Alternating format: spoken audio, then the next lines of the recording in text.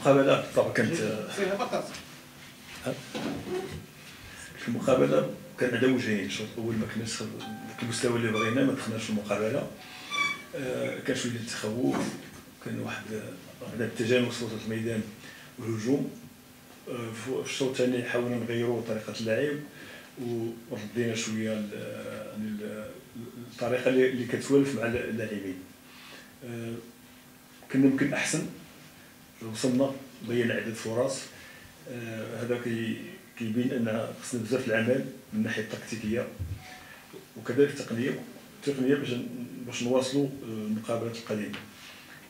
الشوط الثاني عطانا واحد يعني واحد الثقه باش نقدروا نصلحوا المقابلات القادمه. يعني 3 ايام ديال التدريب ليست كافيه بالطبع بالنسبه لي انا، ولكن حسينا بان كاين واحد التحسن من الناحيه يعني التكتيكيه الجماعيه. فاللاعبين في الشوط الثاني كانوا احسن. حاولنا نهاجموا الاطراف الوسط والعمق الدفاع ديال الخصم.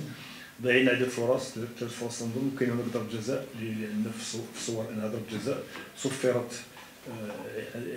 في عده مقابلات. اليوم ما تصفراتش لينا، ما عرفتش علاش. عندنا الصوره هنا واضحه ان اللاعب رقم 21 حيد اليد ديالو، ولكن هذه كره القدم.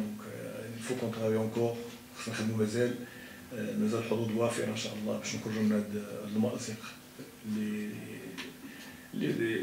الفريق دخل ليه اللي ما يستاهلوش بكل صراحه. ولكن ان شاء الله انا متفائلين، مازال مقابلات اخرى اللي غنتحسنوا ان شاء الله قريبا. ان شاء الله نكون سنتحسن.